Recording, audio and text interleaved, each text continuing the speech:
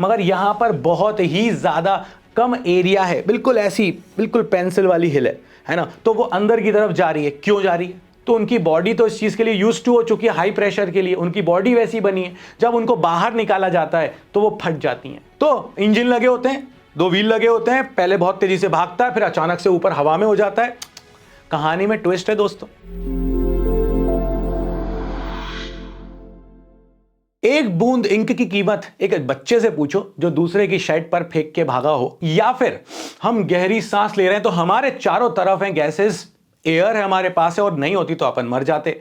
अगर हम देखें तो ह्यूमन बॉडी का 70% जो है, और अर्थ का भी 70% किसने कैप्चर करके रखा हुआ है? पानी ने, जल ने। उसी तरह से जल और हवा, इन दोनों को जब कंबाइन कर दिया जाता है तो वर्ड यूज किया जाता है फ्लूइड। तो दोस्तों हम लोग पढ़ने जा रहे हैं एक बहुत बहुत बहुत ही इंटरेस्टिंग चैप्टर जिसका नाम है मैकेनिकल प्रॉपर्टीज ऑफ फ्लूइड। इतना इंटरेस्टिंग वे में हम इसको समझने वाले हैं कि ये चैप्टर अब बोरियत कभी नहीं होने वाला, मजा आने वाला है। तो चलो समझते हैं। तो यहां पर सबसे पहला अपने पास जो टर्म आता है फ्लूइड। फ्लूइड मतलब क्या? विच कैन फ्लो, जो आसानी से फ्लो हो जाए, वो चीज है हमारे पास फ्लूइड। हम सिंपल सी भाषा में अगर समझाएं तो, बाकी तो फिर शेयर स्ट्रेस और एक्सटर्नल फोर्स, बाकी बहुत सारे टर्म्स में यूज कर सकता हूं, but which can flow is comes in the category of fluid. अगर अपन देखें तो और थोड़ा सा जनरलाइज करने की कोशिश करें तो इसमें अपन बोलेंगे भैया लिक्विड और गैसेस। हाँ, लिक्विड के अंदर कुछ अलग से भी प्रॉपर्टीज होती हैं, जैसे कि हमारा जो लिक्विड होता है वो इनकंप्रेसिबल है, हम दबाएंगे तो वो दबने वाला नहीं है, बट गैसेस कंप्रेसिबल होती हैं। बट बहुत सारी ऐसी प्रॉपर्टीज हैं जो दोनों में कॉमन है, इसीलिए हमने कहा कि भैया ये मेरे पास क्या है? ये मेरे पास है fluid, combinedly called it fluid. अच्छा, यहां पर अगर मैं आपसे बात करूं, जैसे कि हमने ये कहा था कि मेरे पास अगर सपोज करिए ये एक सेक्शन है और मैं यहां पर टेंजेंशियल फोर्स लगाऊं, तो जब मैंने इस पर टेंजेंशियल फोर्स लगाया था तो इसने अपना शेप चेंज किया था। यस, तो यहां पर जब मैं यहां पर टेंजेंशियल फोर्स लगाया तो ये शेप चेंज कर रहा था। इसमें अपन यहां पर वर्ड यूज कर रहे थे शेयरिंग स्ट्रेस, शेयरिंग स्ट्रेन। याद करो, पुराने वाले वीडियोस जाकर जल्दी से देखो जब मैंने इलास्टिसिटी पर, मैकेनिकल प्रॉपर्टीज ऑफ सॉलिड पर बातें करी हैं। तो यहां पर मेरे पास जब मैंने देखा कि यार ये वो कैटेगरी है जहां पर अगर लिक्विड पर या फिर किसी गैस पर मैं जब ये शेयरिंग फोर्स यानी कि टेंजेंशियल फोर्स लगाऊंगा तो वो बर्दाश्त नहीं कर पाएंगे, वो रुक नहीं पाएंगे, वो फ्लो करना स्टार्ट कर देंगे। इनका कोई भी डेफिनेट शेप या साइज नहीं होता है। जिस कंटेनर के अंदर आप डाल देते हो उस कंटेनर का शेप या साइज जो है ये फ्लूइड हमारे ले लेते हैं। चलिए आगे बढ़ते हैं। दूसरा एक टर्म और है जो मैं यूज करूंगा, इसे हम कहते हैं थ्रस्ट। प्लेन उड़ता कैसे? तो इंजन लगे होते हैं, 2 व्हील लगे होते हैं, पहले बहुत तेजी से भागता है, फिर अचानक से ऊपर हवा में हो जाता है। कहानी में ट्विस्ट है दोस्तों।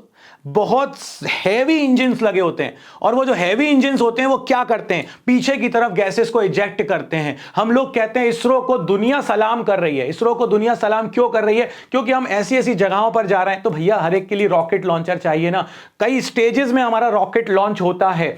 सबसे हैवी, अब 1000 किलो 2000 किलो के रॉकेट को आपको सिर्फ गैसेस बाहर निकल रही हैं और वो ऊपर की तरफ जा रहा है। बहुत हैवी कंजम्पशन हो रहा होता है उस समय फ्यूल, तो बहुत तेजी से गैसेस बाहर की तरफ निकल रही होती हैं। तो एक्चुअली में कहानी अगर अपन समझें तो थ्रस्ट को अपन फोर्स के कैटेगरी में ही डालेंगे। बेसिकली ये फोर्स ही है, मगर जब हमारे फ्लूइड को हम तेजी से पीछे की तरफ फेंकते हैं तो हमें जो आगे की तरफ फोर्स मिल रहा है उसको हम कहने लग जाते हैं थ्रस्ट।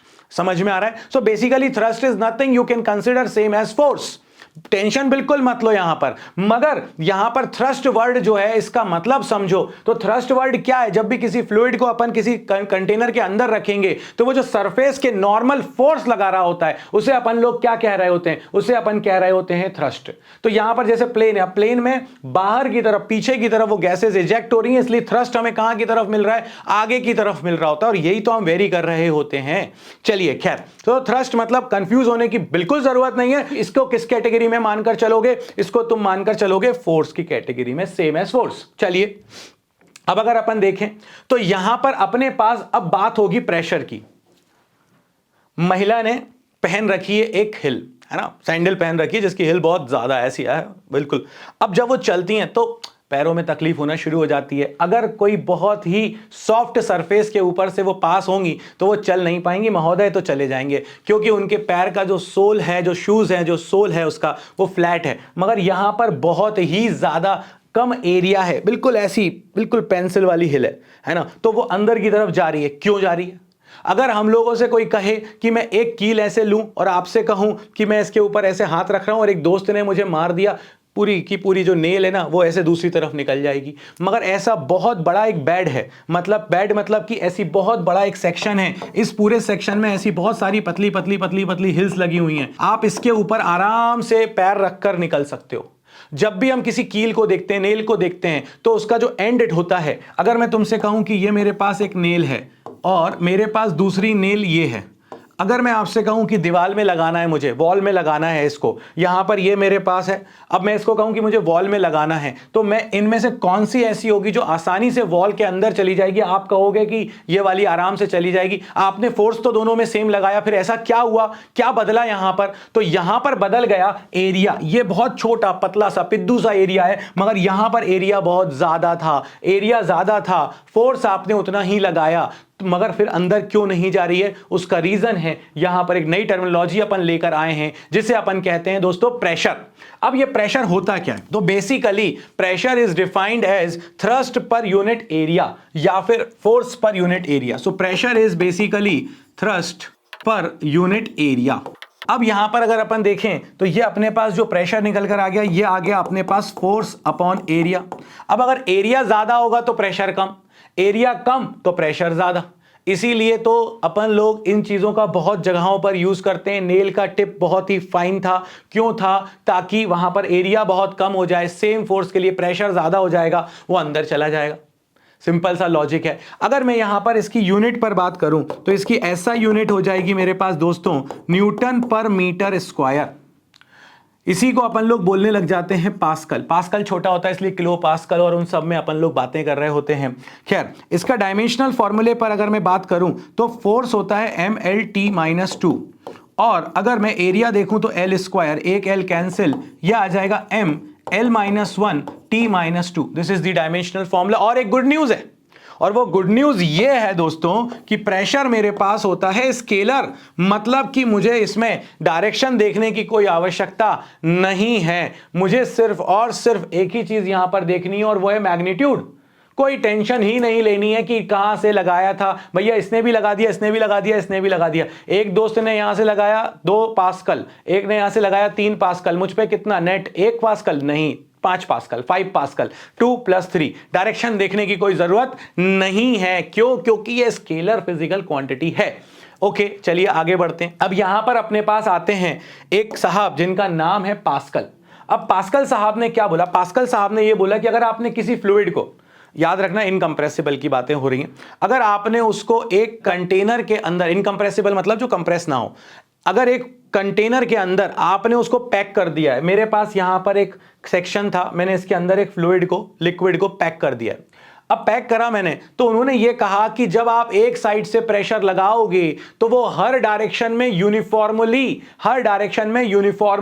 ट्रांसमिट हो जाएगा। मतलब कि अगर आपने यहां प्रेशर लगाया तो पूरे कंटेनर के हर पॉइंट पर, अभी मैं ग्रेविटी का कोई इफेक्ट नहीं मान रहा हूं, है ना, तो हर पॉइंट पर जो प्रेशर होगा वो बिल्कुल सेम हो जाएगा। तो अगर इस चीज को अपन यहां पर देखें, मैंने यहां पर फोर्स लगाया F, एरिया था A, तो ये प्रेशर कितना क्रिएट हो गया यहां पर F/A। अब अगर आप गौर से देखो तो इस सेक्शन में आपको F/2 फोर्स लगाना पड़ रहा है। क्यों लगाना पड़ रहा है? क्योंकि इसका एरिया था A/2।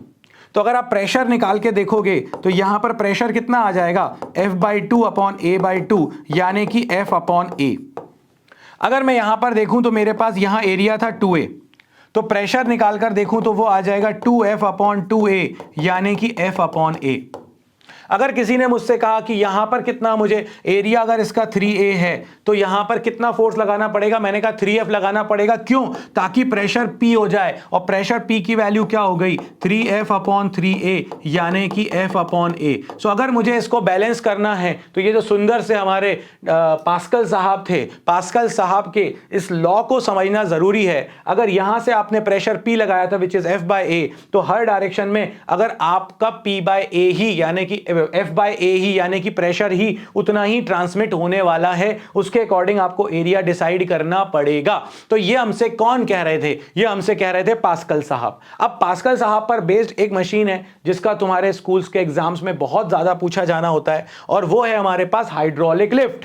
हाइड्रोलिक लिफ्ट क्या कहती है? भाई ये मेरे पास एक लिक्विड है, ये यहां पर कन्फाइंड रख दिया। अब यहां से अगर मैं आपसे कहूं कि मैंने F1 फोर्स लगाया, यहां एरिया है मेरे पास A1, यहां पर मेरे पास है एरिया A2, यहां पर एक प्लेटफॉर्म है, इस प्लेटफॉर्म के ऊपर आपको जो रखना है वो आप रखो।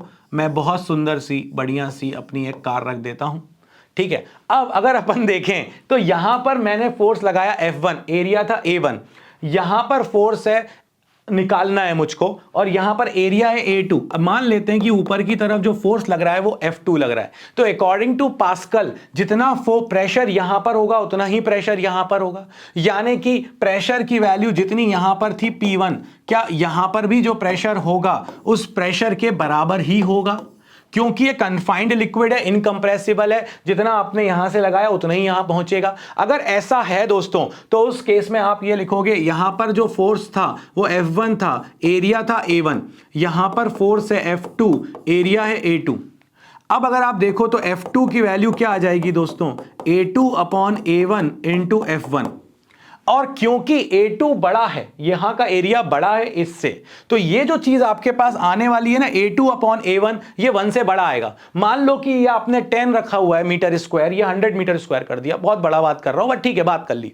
तो यहां पर तो इसका रेशियो क्या आएगा 100 अपॉन 10 यानी कि 10, यानी कि ये चीज आ गई 10, तो आपका फोर्स 10 गुना बढ़ गया। यहां पर आप कम फोर्स लगा रहे हो, वहां पर आपको 10 टाइम्स ज्यादा फोर्स मिल रहा है, क्योंकि प्रेशर इक्वली ट्रांसमिट हो रहा है। यही मजा है हाइड्रोलिक लिफ्ट का, कि आपने यहां पर अगर कहा कि मेरे पास A2 is greater than A1 है, यानी A1 bye A2 is greater than 1 है, इन दैट केस आप बहुत सिंपल तरीके से यहां पर ये कह देंगे कि sir F2 is also greater than F1, और जितना भी A2 बाय A1 होगा उतने टाइम ज्यादा फोर्स मिलेगा। तो मैं इसका एरिया कम रखूंगा, इसका एरिया जितना ज्यादा हो सकता है ज्यादा रखूंगा, कम फोर्स लगाना पड़ेगा, या फोर्स मैंने यहां पर F1 लगाया उसका उतने ज्यादा टाइम्स मुझे यहां पर मिलने वाला है। क्यों? क्योंकि प्रेशर इक्वली ट्रांसमिट हो रहा है। यह दिमाग में बैठ जाना चाहिए अच्छे से। अब इस पर बेस्ड एक क्वेश्चन कर लेते हैं तो दिमाग में क्लैरिटी और बढ़ जाएगी।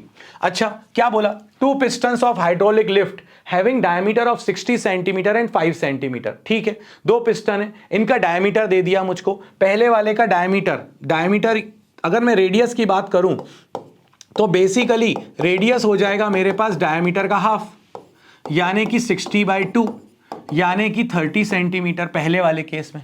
दूसरे वाले केस में देखूं तो रेडियस आ जाएगी d2/2 which is equal to 5/2, यानी कि 2.5 सेंटीमीटर। ठीक है भाई, समझ में आ गया। मैं मीटर में भी कन्वर्ट कर लूंगा, मगर मैं रेशियो ले रहा हूं इसलिए मुझे यूनिट की कोई टेंशन है नहीं। What is the force exerted by the larger piston when 50 Newton is placed on the smaller piston?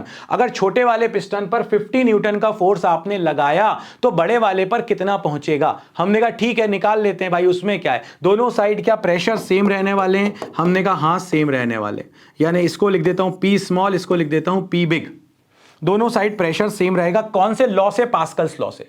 अगर यहां पर देखें तो force on small upon area of small is equal to force on big upon area of big.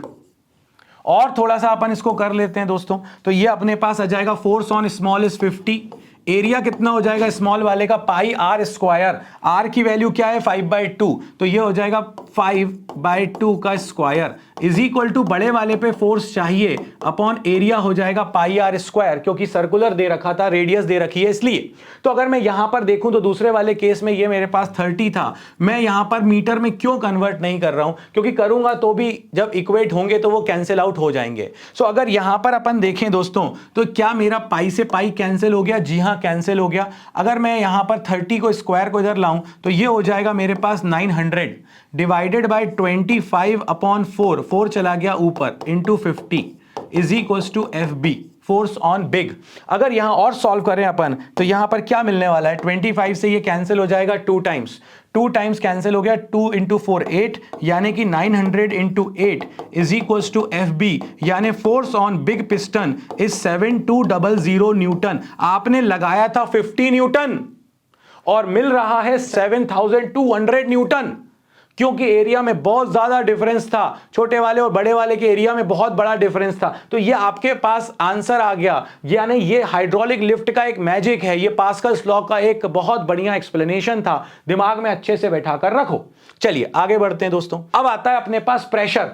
हम सब लोग अपने sir के ऊपर ऐसे लेके घूम रहे हैं, क्या एक एयर का बहुत बड़ा कॉलम, इसीलिए तो अपन एटमॉस्फेरिक प्रेशर बोलते हैं कि हम पे एटमॉस्फेरिक प्रेशर लग रहा है। हम सब अपने सर के ऊपर एक कॉलम लेके घूम रहे हैं, एयर का कॉलम है, वो फ्लूइड का है, मैं यहां पे लिक्विड मान लेता हूं आसानी से समझने के लिए। तो यहां पर मेरे पास मान लेते हैं कि ये एक सेक्शन है और इस सेक्शन का जो एरिया है ये एरिया है ए। अब ये एक छोटा सा पॉइंट बैठा है नीचे यहां पर, और ये जो आपके पास हाइट है यहां से लेके यहां तक की वो h है। तो इस h हाइट के कॉलम के कारण इस पॉइंट पर कितना फोर्स लगने वाला है, कितना प्रेशर लगने वाला है। तो अगर मुझे प्रेशर निकालना है तो मैंने कहा बहुत आराम से कर देंगे। प्रेशर इज इक्वल टू होता है force upon area, we know this, हम जानते हैं ये, ठीक है भाई, ये बात भी समझ में आ गई। अगर मैं यहां पर देखूं तो नीचे साइड पर कितना फोर्स बन रहा है, तो फोर्स क्या है, आप इस लिक्विड को उठा के चल रहे हो ना भाई, इतना एरिया इतने लिक्विड को लेकर चल रहा है। हम सब भी अपने ऊपर इतना गैस का एरिया लेकर चल रहे होते हैं, गैस का पूरा, और इसीलिए जब अपन हिल स्टेशन पर जाते हैं तो अपने ऊपर का कॉलम छोटा हो जाता है, इसलिए प्रेशर कम होता है। यहां पर प्रेशर नीचे आते जाओगे, जितनी बड़ी इसकी डेप्थ होती चली जाएगी उतना ज्यादा प्रेशर हो जाएगा। अभी इस पर बहुत इंटरेस्टिंग बातें बताने वाला हूं तुमको, सुनते जाओ अभी। तो यहां पर अपन देखें तो मैंने कहा भाई मास ऑफ लिक्विड, जो फोर्स लगेगा वो हो जाएगा mass of liquid in the column into g upon area. हमने कहा ठीक है, बात तो आप सही कह रहे हो। अगर मास ऑफ लिक्विड, तो मास ऑफ लिक्विड तो निकाल नहीं पाएंगे हम, हमें क्या पता होता है, हमें पता होता है इसकी डेंसिटी, हमें फ्लूइड्स की डेंसिटी पता होती है। और अगर मैं देखूं यहां पर तो मुझे यहां पर वॉल्यूम भी पता है, क्योंकि एरिया इंटू लेंथ ही तो वॉल्यूम होता है। अब ये मेरे पास h दे रखा था हाइट, तो एरिया इंटू हाइट, ये इस सेक्शन का, इस सिलेंडर का वॉल्यूम आ जाएगा। तो मैं यहां पर क्या कर रहा हूं, मैं यहां पर मास को लिखने वाला हूं डेंसिटी इंटू वॉल्यूम, और अगर ऐसा लिख दूं और वॉल्यूम को मैं लिख दूंगा एरिया इंटू हाइट, तो यहां पर मेरे पास F इज इक्वल टू आ गया, sorry P is equal to आ गया, क्या आ गया, density into volume is area into height into g upon A से ए हो गया cancel, pressure due to h height of liquid column is h rho g. क्या बढ़िया फॉर्मूला निकल के आया है, क्या बढ़िया फॉर्मूला निकल के आया है। मतलब ये कह रहा है कि जो प्रेशर है वो एरिया पर तो डिपेंड ही नहीं कर रहा, आप इतना सा एरिया लो या इतना बड़ा एरिया लो, ये सिर्फ और सिर्फ डेंसिटी और हाइट पर डिपेंड कर रहा है। जितनी ज्यादा हाइट होगी उतना ज्यादा प्रेशर होगा, इसको एरिया पर कोई डिपेंडेंसी नहीं है, इसको सिर्फ और सिर्फ इससे मतलब है कि इसके ऊपर कितना लिक्विड है, किस हाइट तक लिक्विड है। ये जो है अपने पास ये फॉर्मूला आ चुका है, P is equal to H rho g. ये बड़ा ही काम का फॉर्मूला है दोस्तों, और यहां से एक बहुत बढ़िया चीज निकल के आती है जो आपके स्कूल के एग्जाम में आती है, और वो अपन से ये कहती है हाइड्रोस्टैटिक पैराडॉक्स। हाइड्रोस्टैटिक पैराडॉक्स क्या होता है, तो बेसिकली ये आपके पास लिक्विड है, देखो सारे किस अलग अलग तरह के कंटेनर हैं, इसका शेप आपके पास वर्टिकल है ऐसा, यहां पर आपके पास जो है ये फनल इस शेप में है, यहां पर आपके पास ये कुछ इस शेप में है, यहां पर आपके पास कुछ ये इस शेप में है, यहां पर आपके पास कुछ इस शेप में है। अगर आप गौर से देखो इस केस में, इन सारे केसेस में, तो सबका शेप अलग अलग है, मगर अगर मैं ऊपर से सेम हाइट पर, यहां पर सेम उसी लेवल पर, यहां पर सेम उसी लेवल पर, यहां पर सेम उसी लेवल पर, यहां पर सेम उसी लेवल पर, यहां पर अगर मैं ओपनिंग कर दूं तो यहां पर या इस पॉइंट पर या इस पॉइंट पर या इस पॉइंट पर या इस पॉइंट पर या इस पॉइंट पर, सब में लिक्विड का फोर्स सेम आने वाला है, फ्लो सेम आने वाला है, क्योंकि प्रेशर सेम है, हर एक में हाइट सेम है। तो in all these cases pressure at the bottom will remain same. उसको इस बात से मतलब नहीं है कि कैसा शेप है, उसको इस बात से मतलब है कि किस हाइट तक लिक्विड भरा हुआ था। और यही कहना चाह रहा है, the pressure at the certain horizontal level in the fluid is proportional to the vertical distance of the surface of the fluid, और यही कहलाता है हाइड्रोस्टैटिक पैराडॉक्स। इसीलिए अभी मोदी जी गए थे ना, कहां गए थे, अंडमान निकोबार गए थे ना शायद, वहां जब गए थे लक्षद्वीप गए थे, तो वहां पर नीचे साइड पे जब उन्होंने अंडर वाटर डाइविंग करी थी तो उनके एरिया पर डिपेंडेंसी नहीं है, कितनी डेप्थ तक वो जा रहे हैं उतना लिक्विड उनको अपने पीठ पर कैरी करना पड़ेगा, और जितना ज्यादा कैरी कैरी करना पड़ेगा, उतना ज़्यादा उन पर प्रेशर आएगा। इसीलिए अलग से हर एक बंदे को, जो अंडर वाटर डाइवर्स होते हैं, उनको स्विम सूट पहनाया जाता है स्पेशल कैटेगरी का। क्यों? ताकि वो इतने प्रेशर को बर्दाश्त कर सके। नहीं कर पाएगा तो ये दबेगी स्किन दबेगी तो हार्ट पर लोड आएगा, हार्ट पर लोड आएगा तो हार्ट बोलेगा भैया एक टाइम के बाद में फेल हो जाऊंगा, ऊपर वाला कहेगा आ जाओ आ जाओ आ जाओ, तुम लोग आ जाओ, है ना। ऐसे ही बहुत जो डीप वाटर फिशेज होती हैं, जो पानी के बहुत अंदर होती हैं मछलियां, वो उनका अब क्योंकि बहुत अंदर है तो उनकी बॉडी तो इस चीज के लिए यूज्ड टू हो चुकी है, हाई प्रेशर के लिए उनकी बॉडी वैसी बनी है। जब उनको बाहर निकाला जाता है तो वो फट जाती हैं, उनकी बॉडी फट जाती है। उनको बहुत ही संभाल कर हाई प्रेशर में ही रखना पड़ता है ताकि वो सरवाइव कर सकें, क्योंकि आपने बहुत अंदर से निकाली हैं तो उन पर प्रेशर बहुत ज़्यादा था, उनकी बॉडी उसके लिए यूज्ड टू हो चुकी है। इसी तरह से जब अपन लोग हिल स्टेशंस पर जाते हैं, अभी आप सरफेस पर खड़े हुए हैं, बट जब आप किसी हिल स्टेशन पर जाते हैं, आप जब सरफेस पर होते हैं तो इतना बड़ा लिक्विड का कॉलम या एयर का कॉलम उठा रहे हैं, बट जब आप हाइट पर जाते हैं तो कॉलम की जो लेंथ है वो कम हो जाती है, क्योंकि आप ऊपर आ चुके हो। तो इसीलिए जब अपन किसी हिल स्टेशन पर जाते हैं तो वहां पर लेज या अंकल चिप्स के जब पैकेट्स परचेस करते हैं तो वो फूले हुए रहते हैं। क्यों फूले हुए रहते हैं? क्योंकि प्रेशर हो जाता है ऊपर कम, और जब उनको भरा गया था ग्राउंड में तब प्रेशर था ज्यादा, तो उनको तो नीचे ग्राउंड के प्रेशर के हिसाब से भरा गया था, ऊपर गए तो वहां प्रेशर बाहर का कम हो गया, अंदर का ज्यादा, इसलिए वो फूल गई।